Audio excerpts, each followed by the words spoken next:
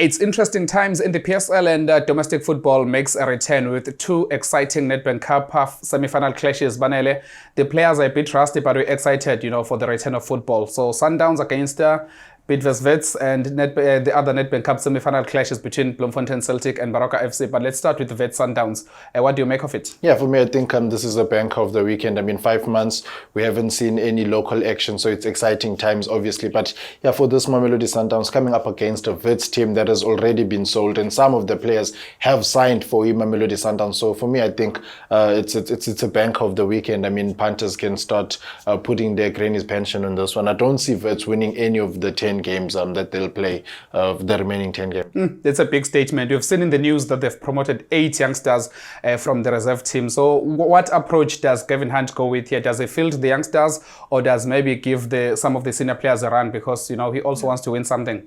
Yeah, I remember, speaking when they first announced the TTM that they've bought Wits, I even said Wits now should just play the youngsters from EMTC and let the senior players negotiate contracts and look for clubs or whatever the case may be. So yeah, I think for me, fielding a MTC team is a good option for Kevin Hunt if he wants to get seriousness. These are players that will be playing for contracts and things like that. So yeah, are they good enough? I'm not too sure, but I don't think against the Sundowns team they can match it. So that's why I'm saying this is a banker for me. So put your granny's pension on that one, because Sundowns will be up against Wits youngsters potentially.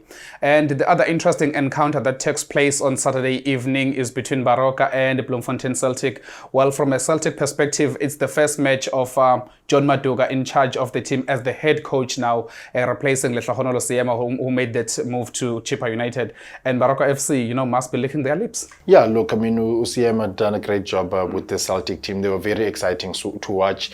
But yeah, in terms of John Maduka, we're not sure how is he gonna turn out.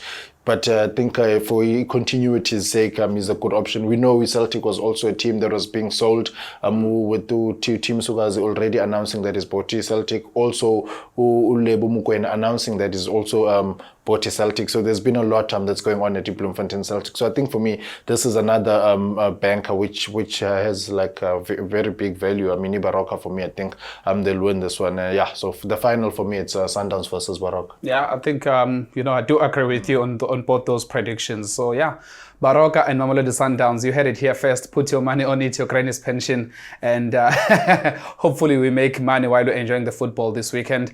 That's it from myself, Benedict, Ngwenya, and Banele Pikwa. Remember to subscribe to our YouTube channel and leave your comments below.